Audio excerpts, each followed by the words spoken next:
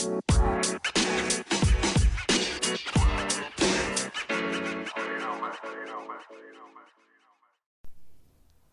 guys, welcome back to the podcast.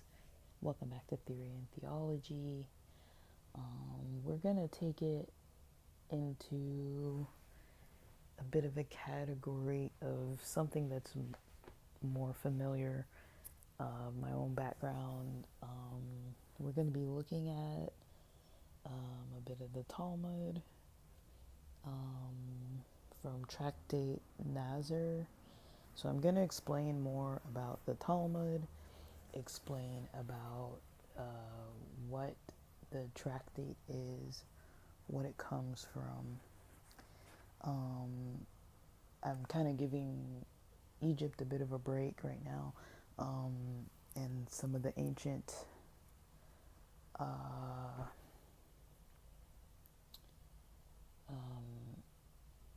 kind of other ancient theories, just because I need some more time to study up on that stuff. So I'm going with an easy study. For me, it's easy just because I'm more familiar with the background of it all. So I'm still learning in the process, but so for people who have been following, maybe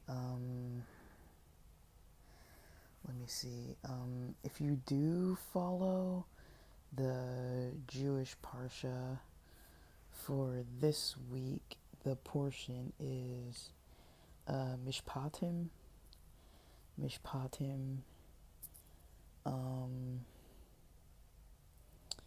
And so Mishpatim is the next portion, and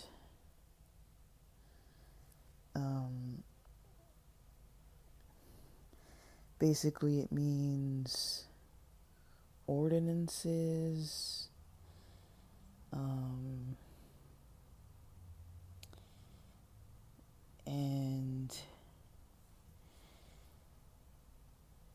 let me see, so I guess like 2 weeks ago then, that is where, I'm trying to see if it was 2 weeks, sorry. I think 2 weeks ago, we were in the Parsha of, wow, am I that far back? Okay, so the previous week was Yitro, which is Jethro, the father-in-law of Moses. Before that was Beishalach, and then Bo was before that. So we're the fourth week away from the, not week like as in history, but the fourth week of readings away from the portion in Exodus chapter 10, where, the Israelites leave from slavery from Egypt after the plagues, and were being pursued by the Egyptian military and Pharaoh. So that's what's going on. That's what was going on about 4 weeks back, and now we're talking about the ordinances beginning in this week. So that's what's happening in the actual Parsha for people who are studying it live. But when we look at the Talmud and we look at the Tractate of Nazir, the Talmud Tractate of Nazir is coming from the book of Numbers. So in Numbers, the book of Numbers in Hebrew is Bamidbar. And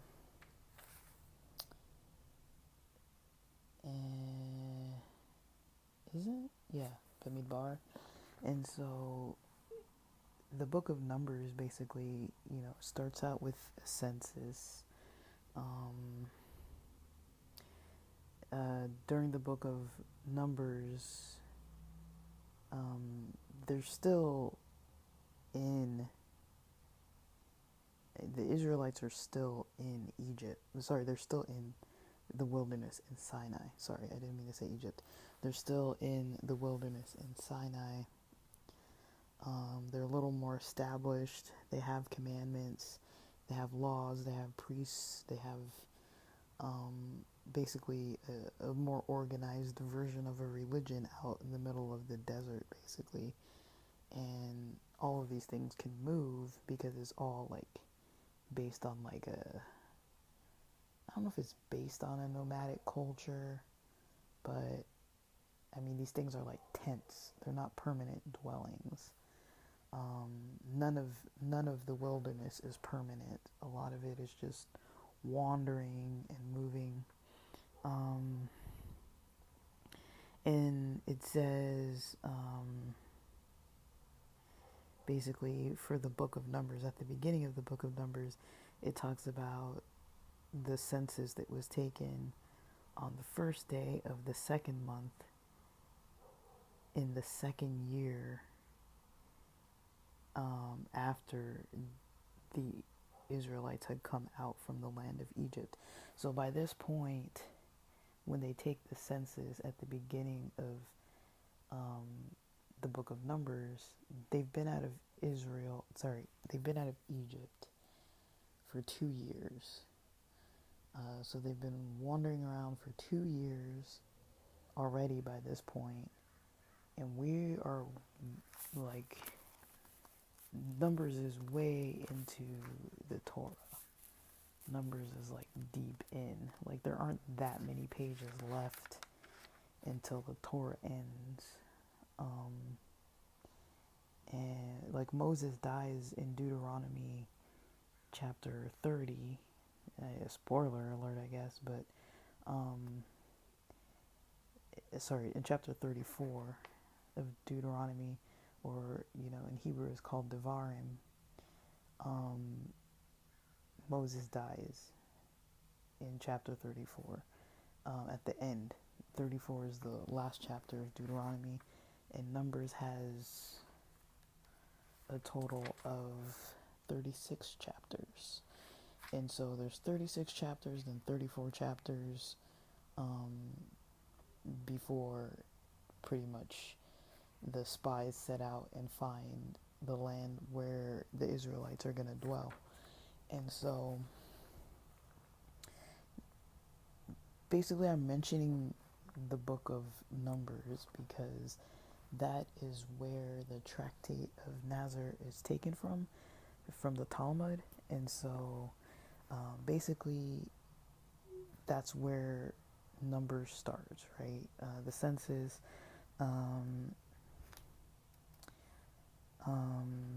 So let me see. After that,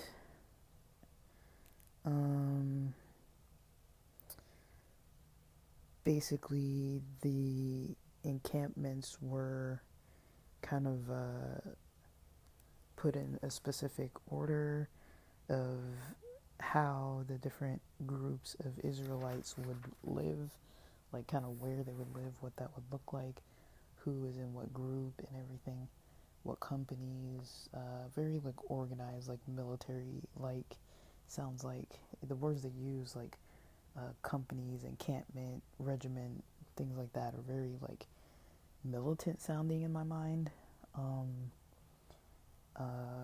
So they start talking about then these different lineages, right? So the lineages of Aaron.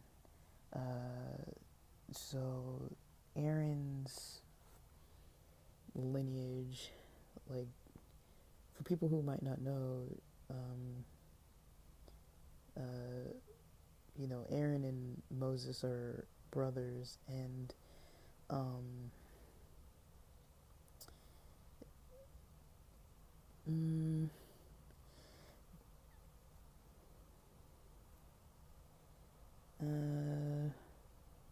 so basically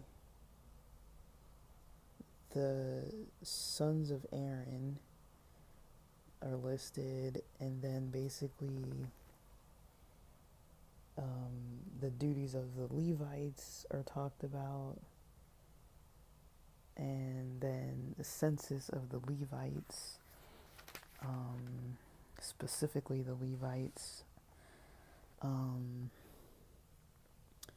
There's a portion that's called the redemption of the firstborn, then the Kohathites, and then it talks about the Gershonites and the Merarites. Gershon means like stranger, so that came up in a recent Parsha where the land, I think they named it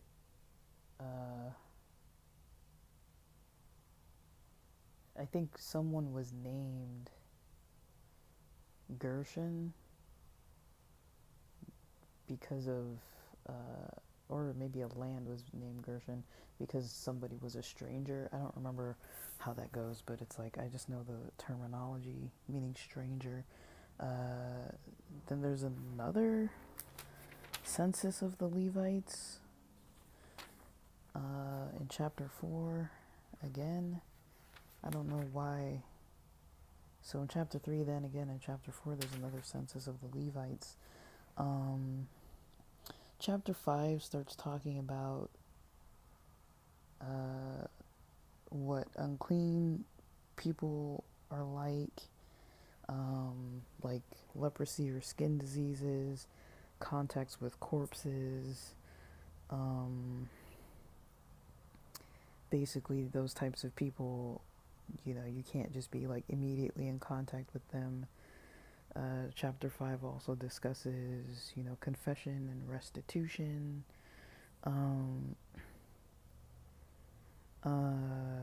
Talking about when a person wrongs another person, that's considered basically breaking faith with the Lord, and that person incurs guilt and needs to confess the sin that's been committed, and making restitution for what's been done wrong. And then where it says there's like more information about an unholy wife unfaithful wife. Some like basically if a female cheats, a married female cheats, then that's an issue. And then it gets into talking about the Nazarites. So the information about the Nazarites is taken from Numbers chapter 6, verses 1 through 21. So that passage is pretty much, to come up on the Talmud, you'll usually need to know the passage of the Nazarites in the book of Numbers. And so maybe I should have described this. I think I described it before, but the Talmud in general, when we go back to the book of Exodus chapter 20 is where the Ten Commandments are given at Mount Sinai to Moses to give it to the Israelites. Per tradition, it's taught that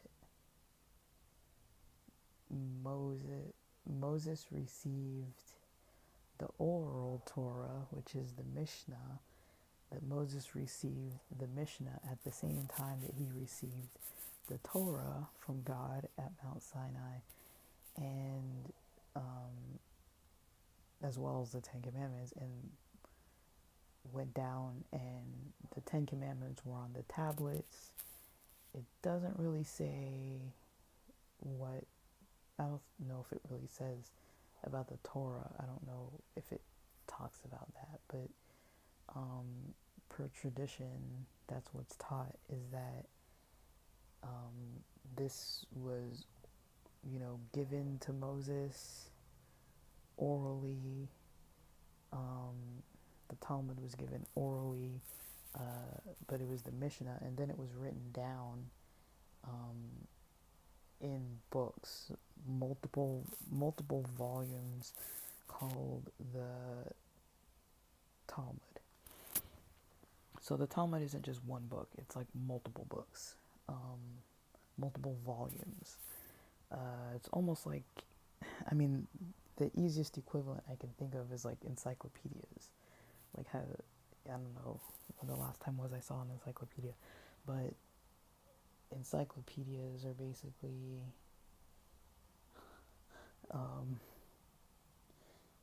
for people who've never seen one, basically it's a book that usually goes by a letter, like A, B, C, and you basically look up,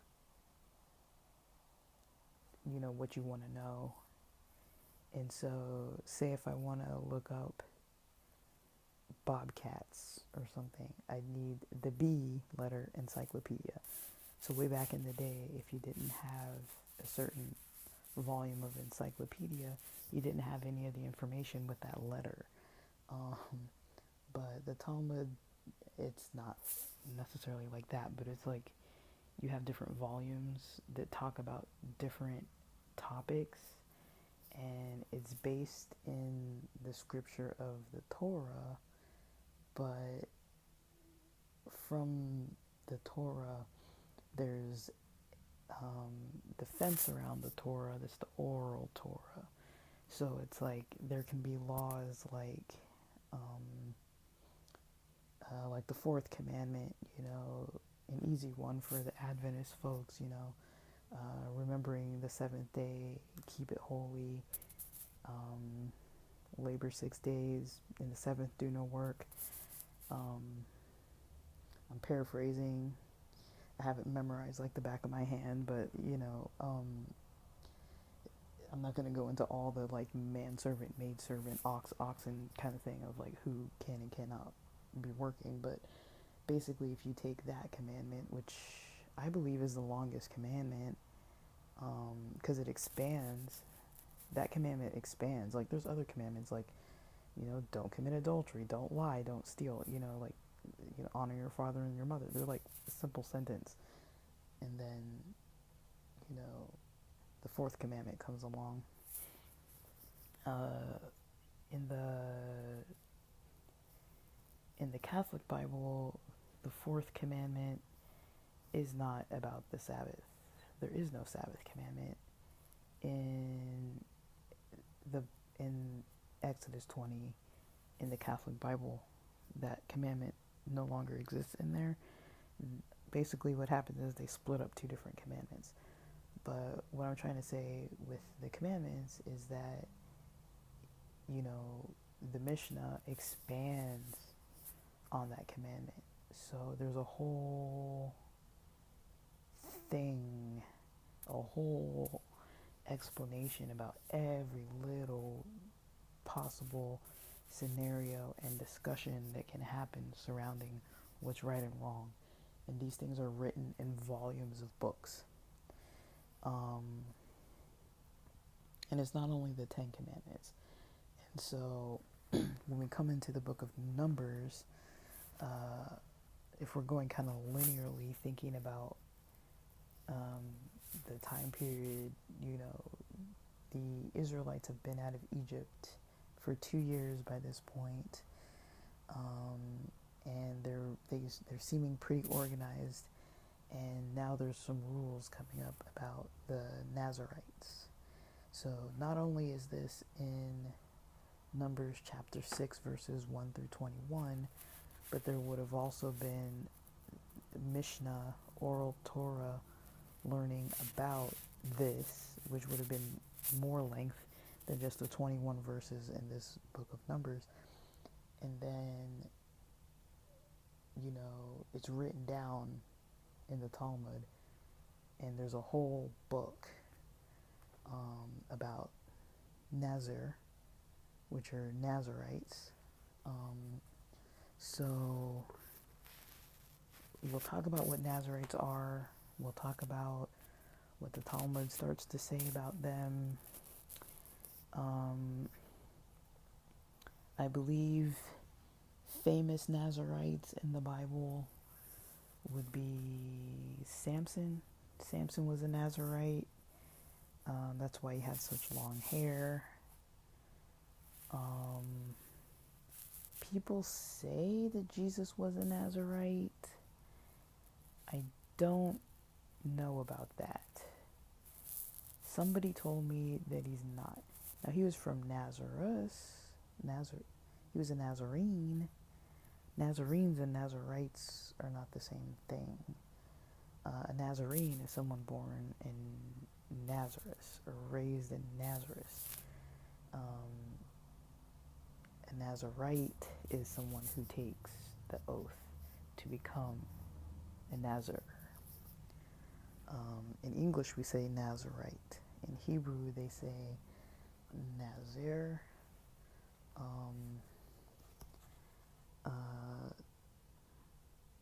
Or Naziris. There's Naziris. If you're a woman, then you're Nazira. So there's Nazirus, Nezirus, and there's Nazira, Nezirah,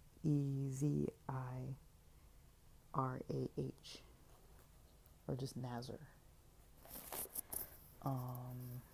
And so we'll describe that in more detail. The basics would be can't cut your hair, can't consume grape products, including fermented grapes, which is wine, and don't touch dead bodies. And so these things, to me, are what gets confusing if we do think about Jesus. Jesus, was often raising people from the dead. I don't know if it involved always touching them physically, but he would lay his hands on people and, touch their eyes, touch their bodies, touch all these types of, people that Jews were not supposed to touch. And so that was already a problem with Jesus doing what he was doing. And then going from that, also, I don't know if it says anything about Jesus' hair in the Bible. And then when it comes to wine, his first miracle that's recorded in the Bible was at a wedding where Jesus turns the water into wine. So how he does that, I don't know. But nonetheless, it happens. He turns the water into wine. So I don't know if Jesus was a Nazarite. I've heard people say that, and one of my friends who is very well studied in the Bible explained to me that Jesus was not a Nazarite. He was a Nazarene. He wasn't a Nazarite. Like you often hear, the religious leaders in the New Testament saying, isn't this the guy from Nazareth? Isn't this the guy from Nazareth? I think I was pronouncing it wrong. I was saying Nazareth.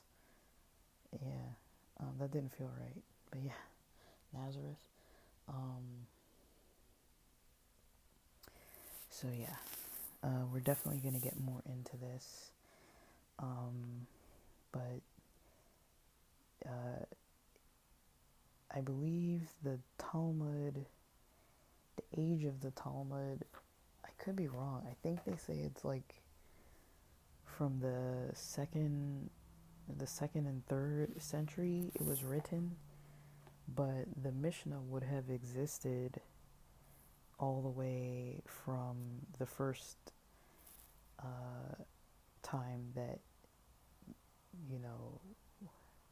the Israelites were in Egypt, when they came up upon Mount Sinai and near Exodus chapter 20, where Moses was receiving the Ten Commandments. near that time, um, you know, Moses would have received the Mishnah as well. So the people knew the Mishnah. Like by the time we're talking about the Nazarites in chapter 6 of Numbers,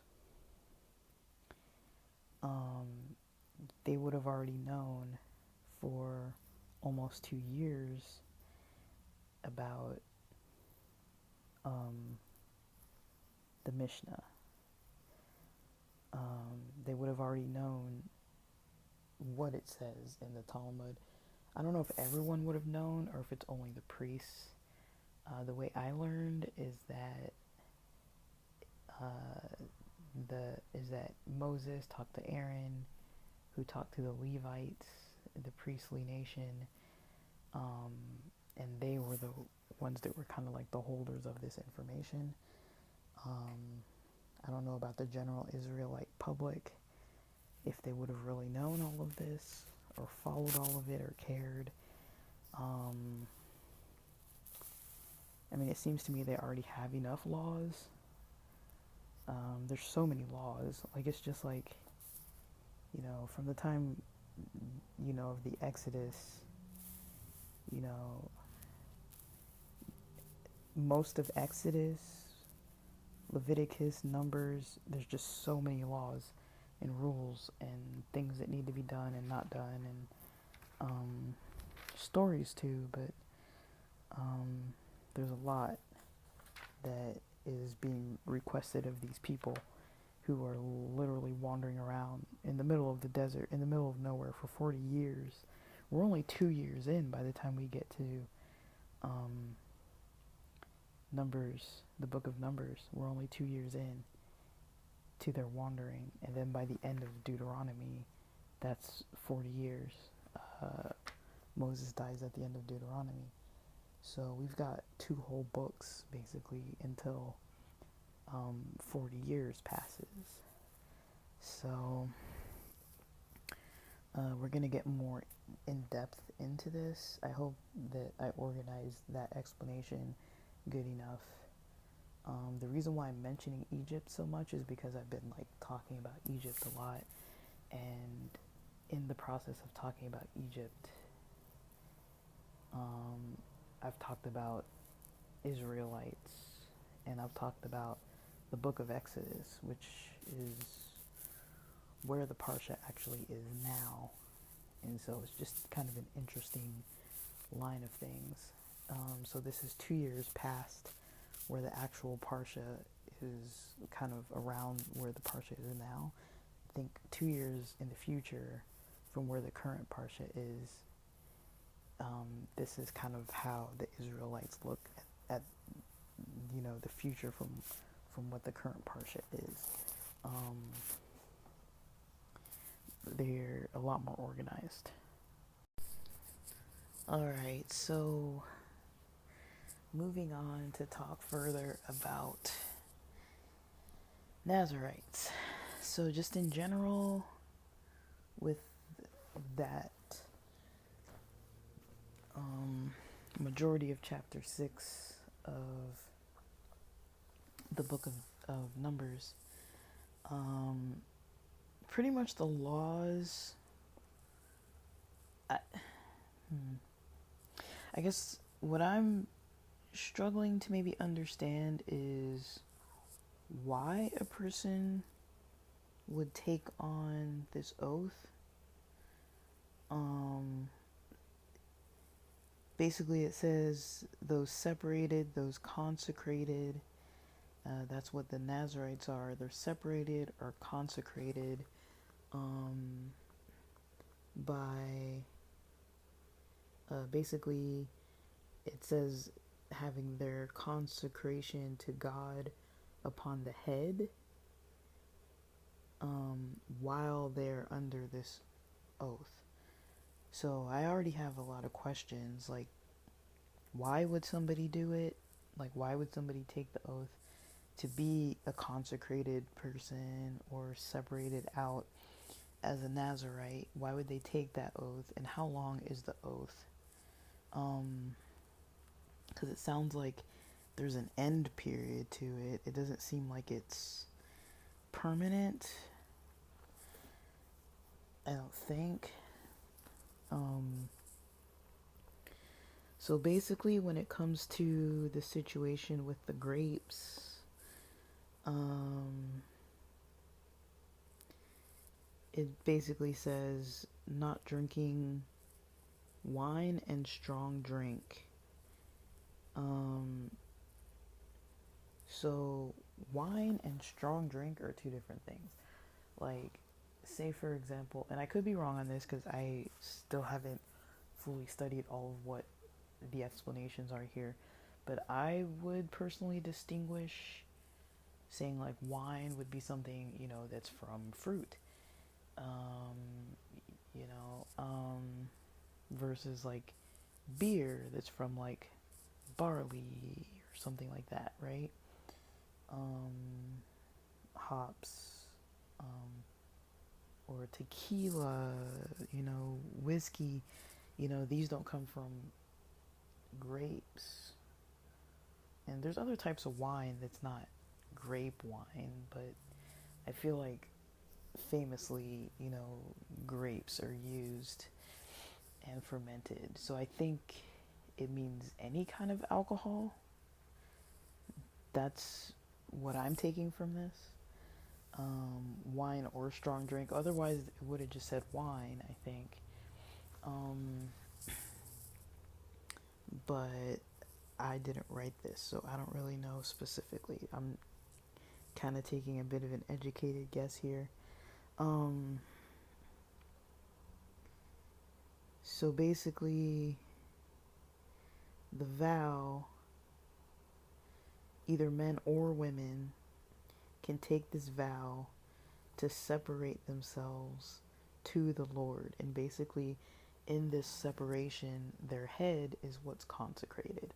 So I'm going to guess again that because wine affects your head, your brain, alcohol affects your mind, you're not supposed to consume it for this consecrated, set apart period as this oath that you take for yourself. And it says all their days as Nazarites. Basically not being able to eat, or basically not being allowed to eat anything produced by the grapevine, not the seeds, not the skin, not wine vinegar or other vinegar, not any grape juice or eating the actual grapes, not fresh grapes, not dried grapes. So no grapes, no vinegar, probably no alcohol, but I don't really know specifically.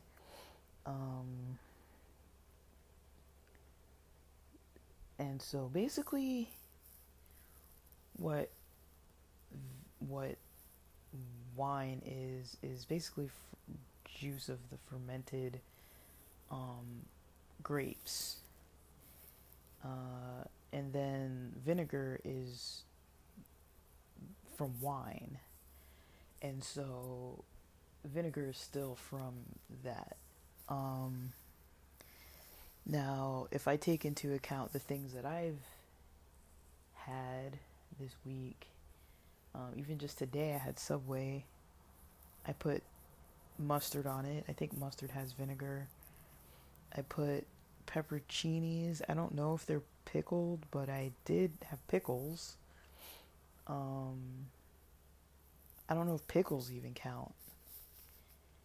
Do pickles count? Because don't you make pickles out of putting cucumbers in vinegar and water and other seasonings? So I think technically, pickles might count. Pepperoncinis, I don't know if they're pickled, but they taste like they've got like a vinegar situation going on. Mustard having vinegar in it. Um, uh, I mean, I'm not a Nazarite. I'm just going through things that would be examples in our, like, something common. I mean, Subway isn't something that too many people just, like, actively avoid. Like, I think more people avoid, like, McDonald's and that kind of stuff. Like, Subway isn't really, like, a place that a lot of people are like, well, I'm not going to eat there for health reasons. But yeah, like vinegar, like, so you got mustard, pickles.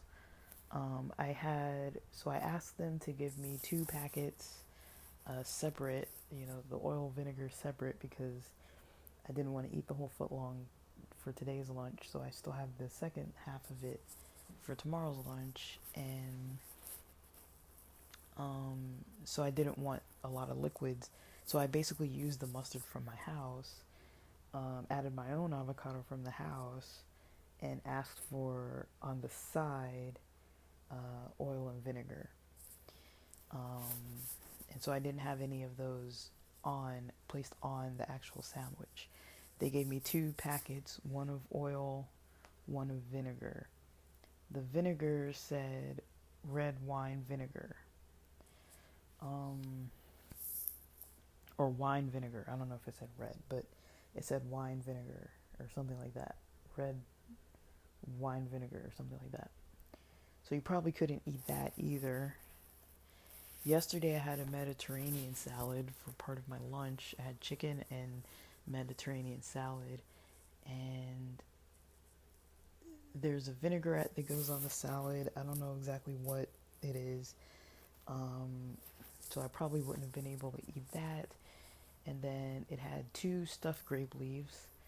So I split the salad in 2 halves. Like, I ate half of it, like, let's say Friday or something, and then I ate the second half of it Sunday. And so Friday I had the stuffed grape leaf as well as the vinaigrette on that salad, and then again Sunday I had a stuffed grape leaf, and vinaigrette on that salad. So if I were a Nazarite, I think those would have been rules broken. And I don't think I've eaten any grapes. Oh, there were pepperoncinis in that as well. I don't think I've eaten any grapes, but I have had juices. I don't think I had any fruit juice very recently, but I've had what was that? Like pomegranate. It was like a pomegranate vitamin water. I don't think they really have fruit in them. I don't know if it's really fruit, if it's like real. And I don't know if pomegranate would count. But just going through those few things without even trying to not eat grapes or any grape related things or vinegar related things. And I'm not, living in the wilderness. I'm not in the middle of the desert. It's not even really way too much of my culture. Because when I think about grapes and vinegar, that really is, there's a lot of Middle Eastern culture, food that has those products. So I'm thinking, it's easy to read this as like, a non-Jewish American person reading this and being like, okay, like, don't eat grapes, like, big deal. But I can kind of see right away if they do potentially throw in alcohol, and if they do potentially throw in so other alcohol that's not wine, and different types of vinegars and any type of grape related thing, I've already consumed quite a bit of it without even thinking about what I was consuming, and it's not really even a big part of my culture. Just basically through eating a salad and a Subway sandwich, I've already had multiple rules broken. And it's not even really something that would be too hard for me to avoid, I don't think. But when I'm thinking it through, I'm like, this would be hard to avoid if it was part of my culture.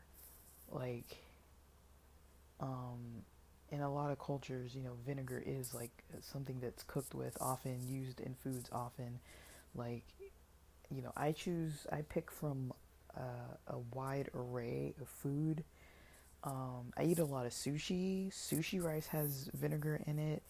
I'm not sure if it's like rice vinegar or if it makes a difference if it's like a rice vinegar versus a wine vinegar. These are just questions that come to my mind because I'm just like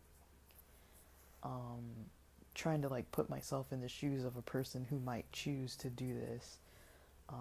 I could already see that there would be a lot of questions of thinking of what's in all of these things.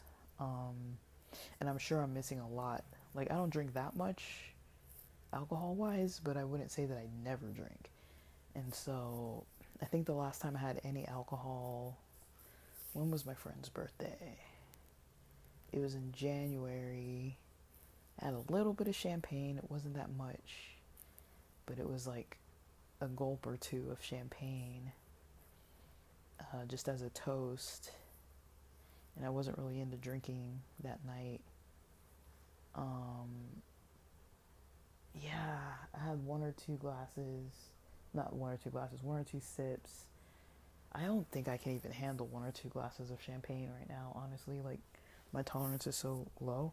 But one or two sips or gulps, and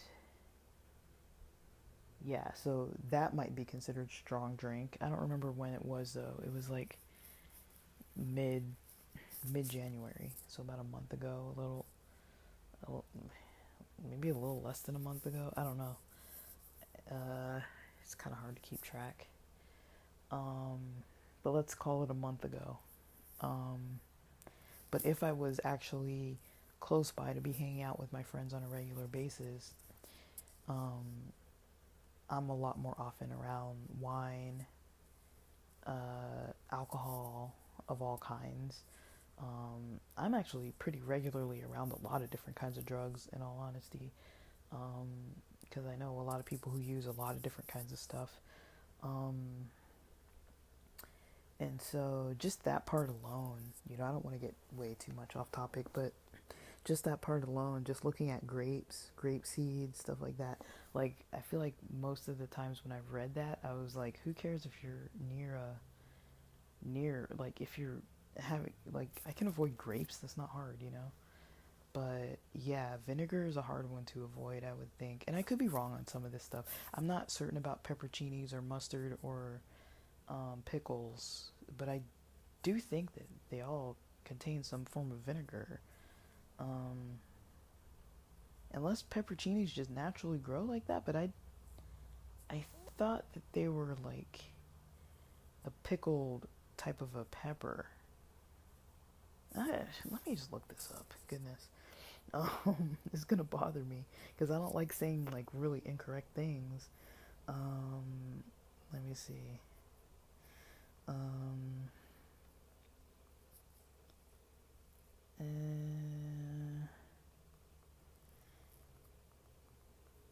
Let's see. Yeah.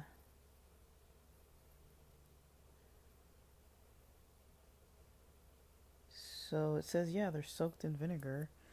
And then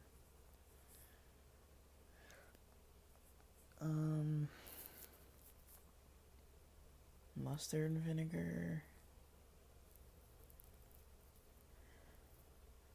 I don't know.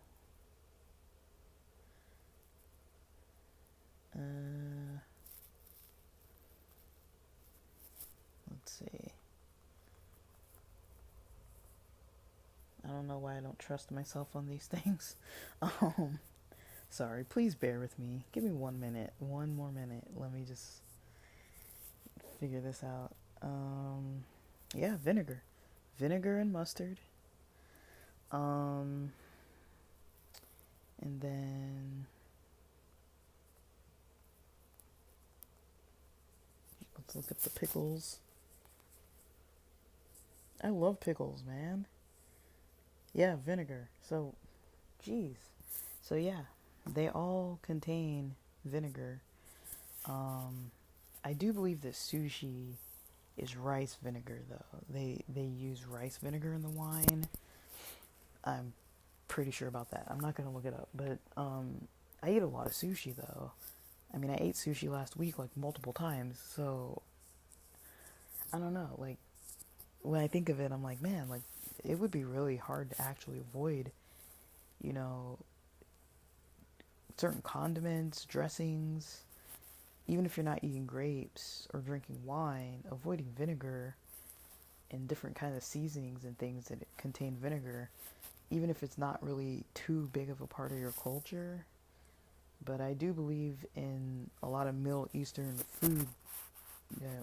There's vinegar, and beverages. Wine is a big beverage, fermented or not fermented. Now, what was going on in the desert, in the wilderness during this time, I don't really know if they were growing crops. I don't really understand, like, kind of what things looked like, but they must have had some access to food because they had so many animals. It seems like they were able to make breads, they were able to make flour, they had access to grain, and that means that, like, there was grass somewhere, there was something that you could make flour out of, and the animals were eating something. I mean, they had a lot of animals, because it later on starts mentioning about the different types of animals, lambs, rams, these types of animals, they eat off of the earth, grass and things like that. And so there must have been stuff growing around them. I don't know if they were growing trees and things, but I mean, they must have had some way to feed these animals, because they needed them all the time for sacrifices religiously, and just to live off of. So I would assume, So when it talks about the hair cutting, it says no razor shall come upon the head, until basically their time has been completed. They have to stay holy and not cut their hair. They shall let the locks of the head grow long.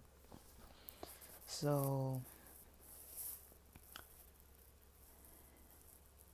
I'm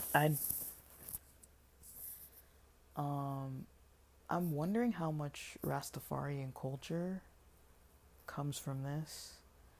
I know when people think of Rastafarians, one big thing that people think about is cannabis, but and you don't have to have, locks, to be a Rastafarian, but I have heard about a lot of Rastafarians that eat vegan, vegetarian, vegan, really healthy, organic. Like there's a lot of health consciousness in the culture, and I don't believe that there's too much of an interest in consuming alcohol. I don't really know if cannabis is like required. I don't really know. I really don't know enough about that religion, but I'm curious to know if any of the teachings of Haile Selassie or any of the teachings had anything to do with Nazarite vows, if any of that is in the culture, because there's nothing else that I can kind of like visibly like put an eye on that I'm like, oh, this is something very relevant to like the current culture that I live in. like, I'm trying to look around. I don't know if I've seen Nazarites, and if I have, I don't think I knew that they were. I've seen Hasidic people and Chabad people, and people with the payas, with the side curls. I've seen the Jews that wear those. I've also seen, the kind of Jewish people that are kind of into kind of like almost like a reggae culture kind of vibe.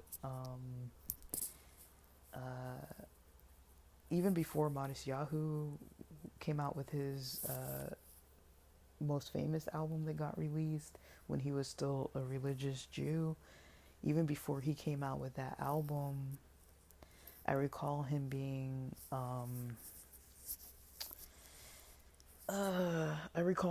basically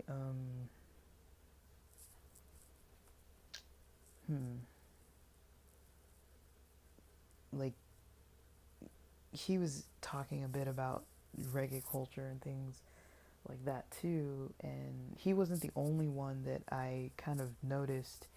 There's this other group, Shiva.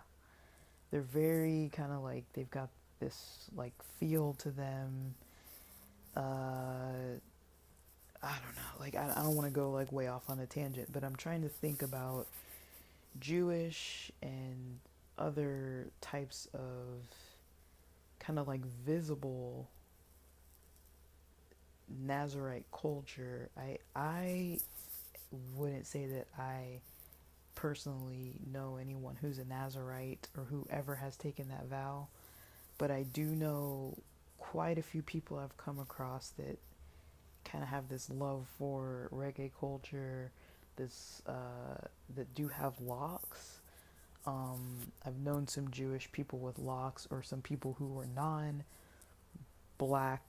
and non-Rastafarian with locks, and or with long hair. I mean, it's something that I think is like personal. People aren't really going to be walking around talking about what they're doing, but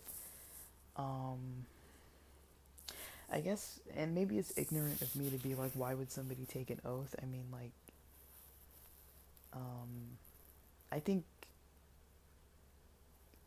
I do actually understand that.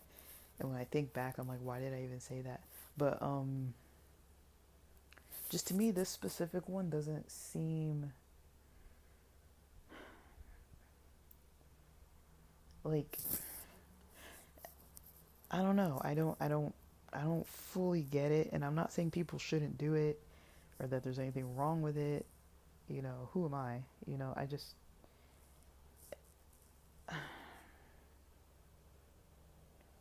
I don't personally understand fully, and that's on me. That's not, I'm not knocking the culture of it or anything. I'm just trying to understand, because I've taken oaths before of, I'm not going to say for what, but I have, and I did it because, not because I thought it would be easy. I actually knew it would be difficult, but the reason why I did it, part of it was to challenge myself. There were definitely other kind of like spirituality reasons involved and other types of stuff. Like, it wasn't really like, oh, I think I'm going to go to hell if I don't do this. It had nothing to do with that, but it was more like, I want to do this thing. I don't know if I would call it like an act of worship. I can see that people would do that as acts of worship. I don't know if I've done it for that reason before. Maybe I have. Maybe it was like a form of it, but it wasn't like actively done through like prayer or like trying to like do this as like a group or anything. I mean, even if you consider things like baptism, in the church when you're baptized. I mean, I was raised in a church where you get baptized at an older age. I think you had to be 12, or like, if you were under 12, you could kind of maybe get baptized, but You usually needed more permission. Like, you couldn't be like 6 years old or something necessarily. Um, they didn't do children baptisms like that.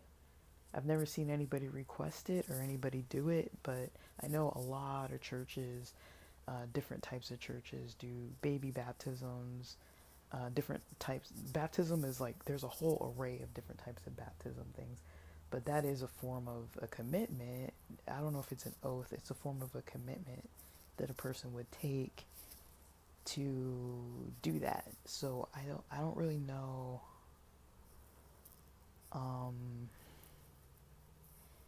if somebody would count that, because it's not like a temporary thing. It's not like when you decide that you're not doing this anymore, then you can go back to doing these other things. Like in Christianity, when you're baptized, you're not like, you don't like go back on it and say like, oh, like I was baptized a year ago and now it's been a year, so I'm gonna go back to another life. I'm no longer gonna go to church or read the Bible or participate in Christian worship activities. I'm gonna go and just never do that anymore.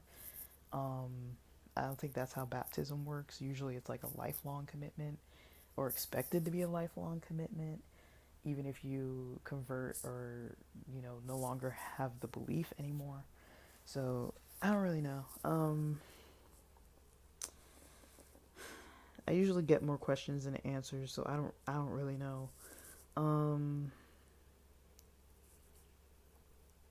So yeah, we've covered two of the three major points. And then basically it talks about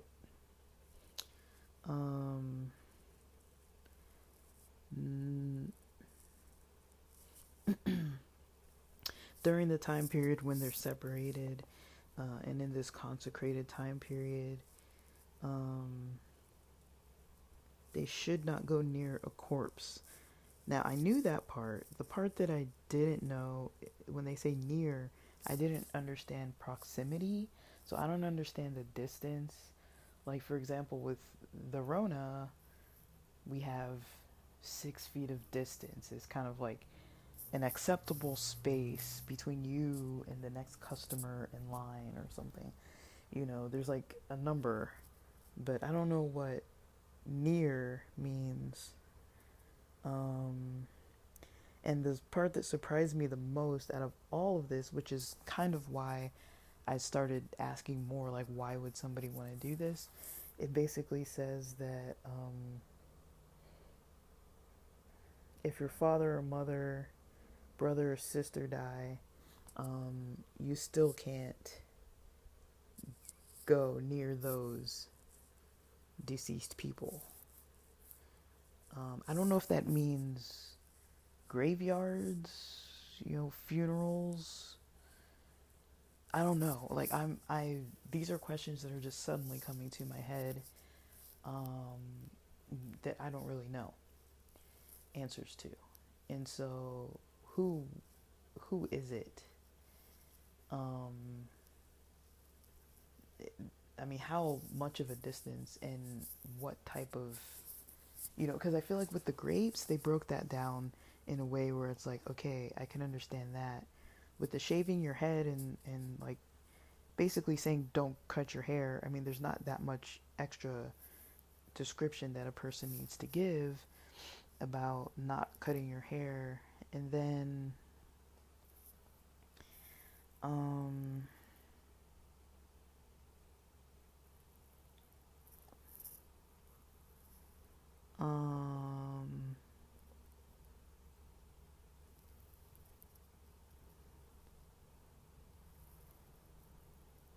and yeah, I don't know how long they're Nazarites for. And so that, there aren't a lot of answers in that, but it's very interesting to read and look at. Now, I'm not reading this word for word. You can have your own Bible and read it word for word. I'm kind of skimming through it and just, like, I read through it previously, and I'm going back to the parts that I read that seemed like they were particularly interesting, but um, there might be bits and pieces that I'm missing as well. Maybe because they didn't stick out particularly to me. And so if it doesn't stick out to me, I don't know, like, if I'm not reading it word for word and I'm paraphrasing, or not even paraphrasing, I'm just kind of like looking at the different sections.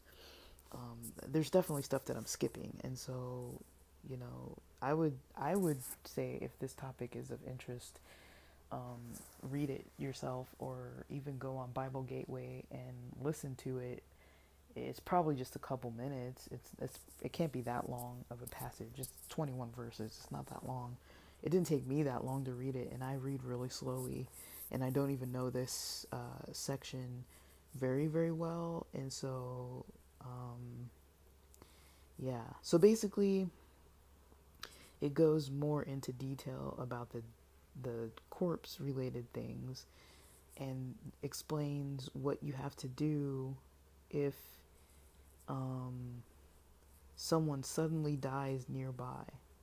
So say if you weren't expecting it, I don't know, I don't want to get morbid about it, but could you not go in a hospital? I don't know, like I'm getting very curious about this, because if you think about all the places where somebody could die or could potentially die,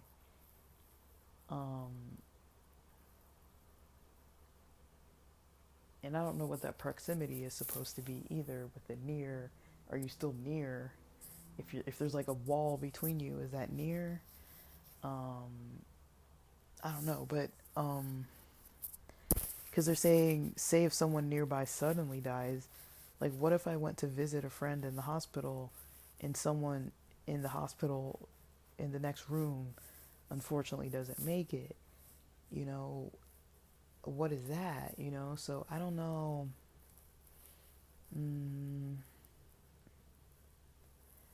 I don't know. I don't know. I'm curious. I'm curious. I don't know if I'll ever find these answers. I don't know if I'm even gonna go and look them all up. But yeah, if somebody near dies, then basically that means that the Nazarite is considered defiled. That because the head is defiled, basically. Instead of consecrated, the head is now defiled. And then that results in shaving the head on the seventh day. And then we go into all of these offerings that have to happen when the rules get broken. And so there's, but I don't know what happens if you break the rule about the grapes or the already shaving your head. But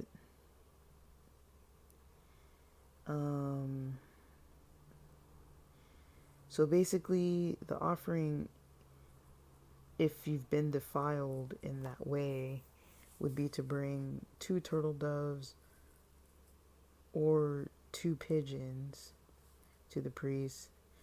And then also the priest is going to make the offering for atonement, because it's considered an incurred guilt by reason of the corpse. So just the fact that someone else died near you makes you guilty. Now this is a type of, if you want to call it sin, I don't know any other word for it, but this is a type of sin that I haven't heard of in the Bible, or maybe never paid attention to. Because usually sins are you're doing something. You are the one doing it. You're doing it yourself. All the stuff. If you're not, worshiping God, or if you're, committing adultery, or if you're doing any of those things on the list of even just the 10 Commandments, are all things that I potentially, myself, individually can do. If a corpse is near me, I don't see how that is my doing, even if I new, it's like I didn't kill them. And how long can you not be, how long does a person have to be dead? I don't really like talking about death, but how long does a person have to be a corpse before um, you can no longer go near? The reason why I ask that is because, there are burial sites all over the earth, and like, I guess if you know what the sites are, you're accountable. But I don't know if it means like graveyards, funeral homes, mortuaries. Like, I have a friend who lives like on the other side of a wall from a mortuary. So would a Nazarite not be allowed to live there? Is that considered near a corpse? I don't know.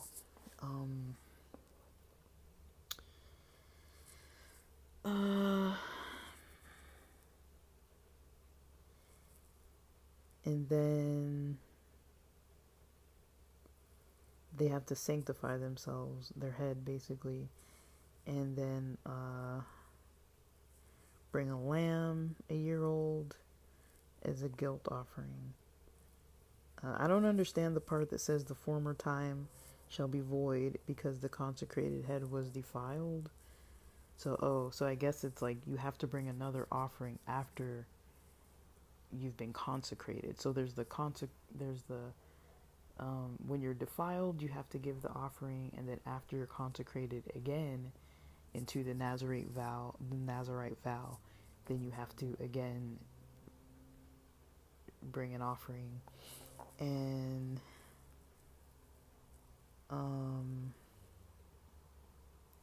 when they complete their consecration, basically they have to offer a lot of stuff. I looked at it, like I read this and I was like, that doesn't seem like too bad, and then I was like, I read it again and I was like, that's actually a lot. So you're done, you're finished with this consecration period, and you're finished. And so what you have to do is bring more things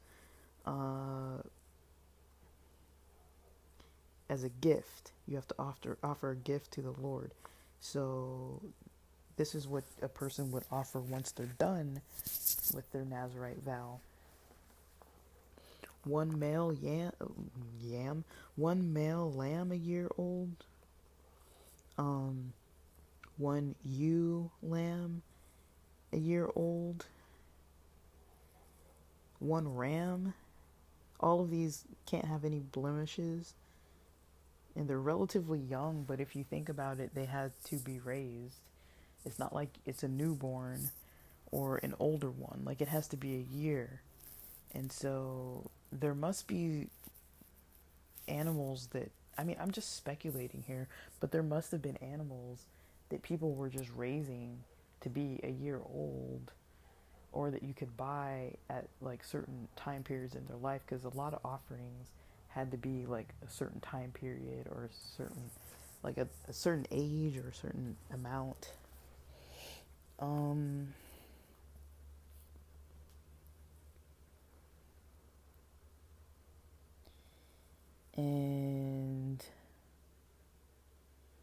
yeah, there's more though that comes in this gift.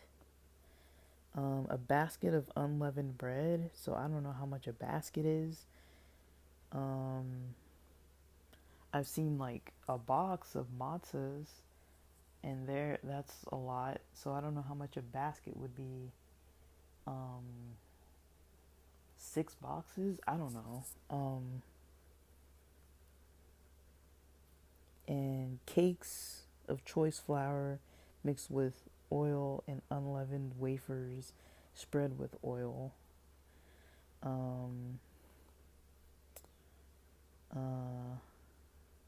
grain offering and a drink offering. I don't know what the drink offering is.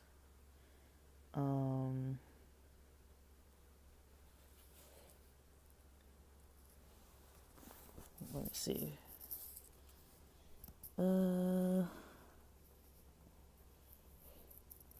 And so the priests are the ones in charge of that whole process. And then the Nazarites can shave their heads. The hair gets burned in a fire under the sacrifice of well-being. Because there's other sacrifices. There's a sin offering and the guilt offering and all this other kind of stuff. So there's a specific sacrifice under which the hair has to be burned.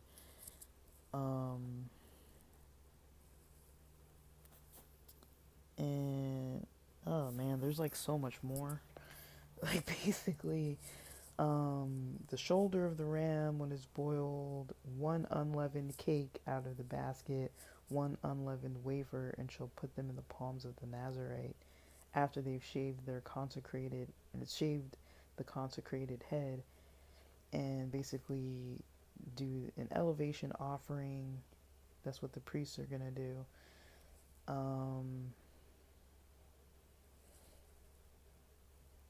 They're a holy portion for the priest.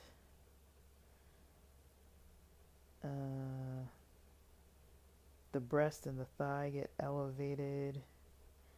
And then after that, the Nazarite may drink wine.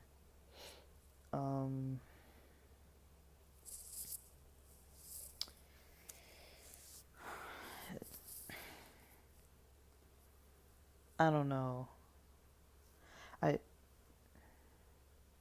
That just sounds like a lot to me. Like, I'm wondering why the Nazarites, because the Nazarites aren't priests. These are just people, anyone from the Israelite community who decides they want to take on this vow. And it doesn't really say why people would do it, or what they're doing, or where they're at. I don't know when the first time is that Nazarites are mentioned, but they're definitely mentioned here, and I don't understand it.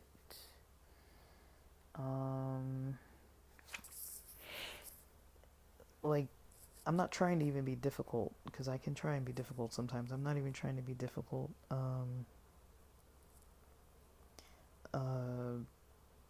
So I don't really understand kind of like where it's coming from. It just seems kind of like random to me, like just because I don't understand it.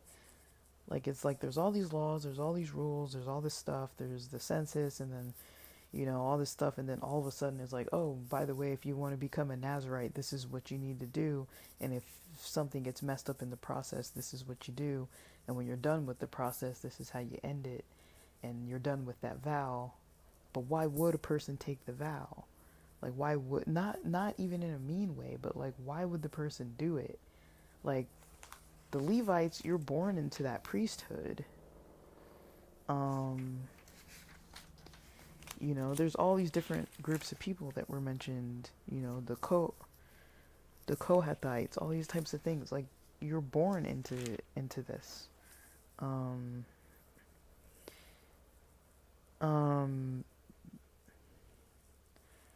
There's like ancestral houses, clans, different types of groups of people.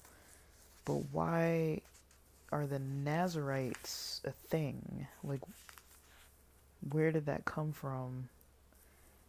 I mean, and right before that, they start talking about unclean persons, how to deal with like confession and that kind of thing, and like when you've wronged someone, and concerning an unfaithful wife, then all of a sudden it goes into the Nazarites.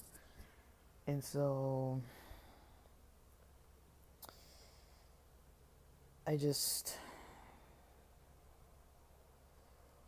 says that the people voluntarily would take a vow, and I understand that they would voluntarily do that.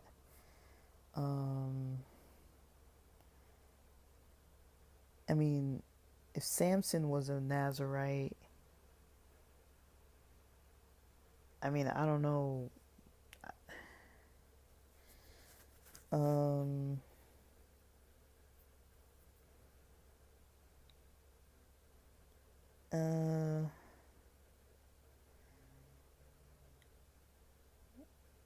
And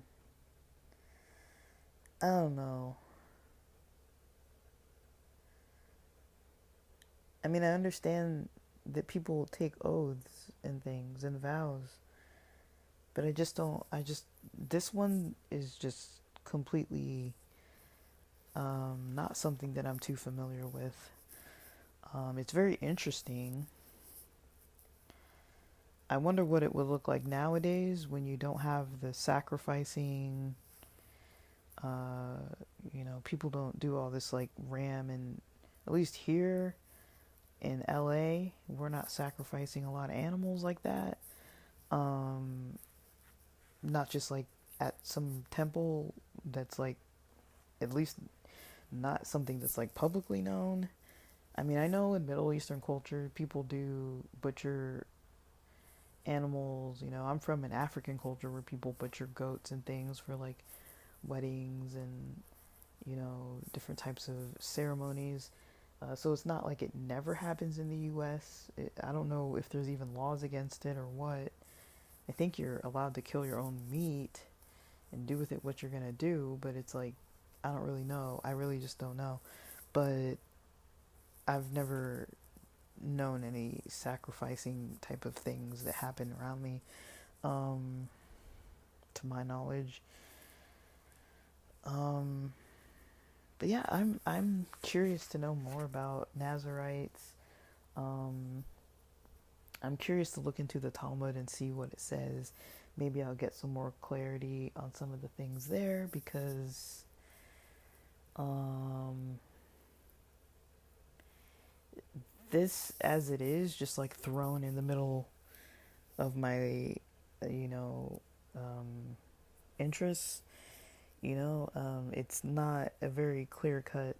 Um,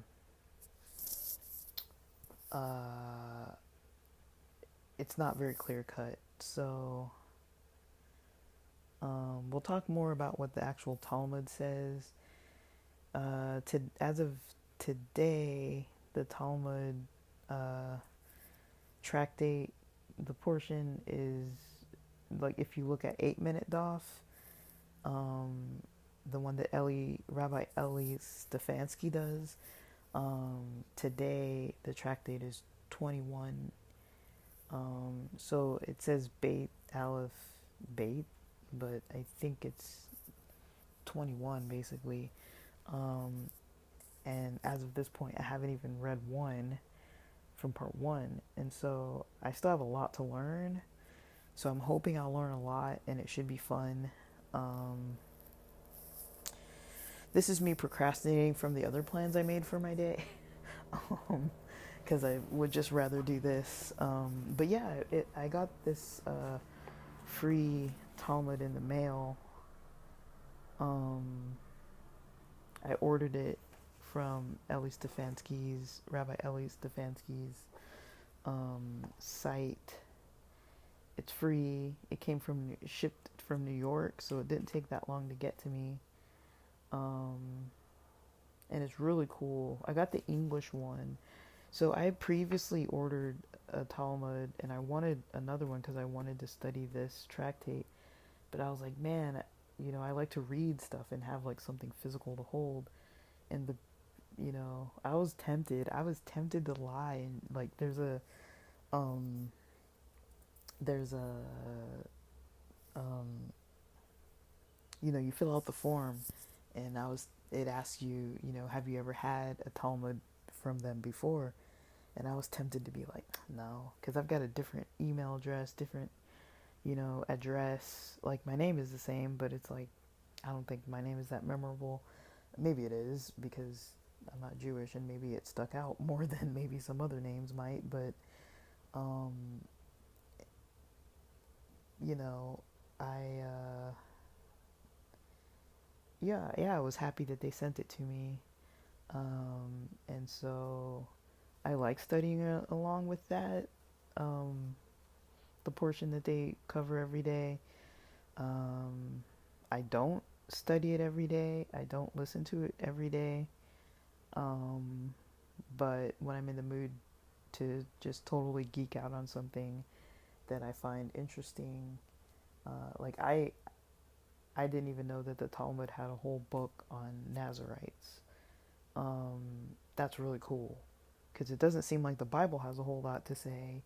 And it's actually a very interesting kind of a topic, especially because you see it a lot. Well, not a lot in the Bible, but like it's got some weight to it. Like you hear about it as a kid, even when you learn about Bible stories, and I think that's how I knew about Samson being a Nazarite. It's like that kind of stuff is like it's the type of stuff that I'm like, is that right? Is that accurate? Is that what it said? Like I had to go back and like look it up, and I'm like, oh yeah, so it did say that he was. And so I don't really understand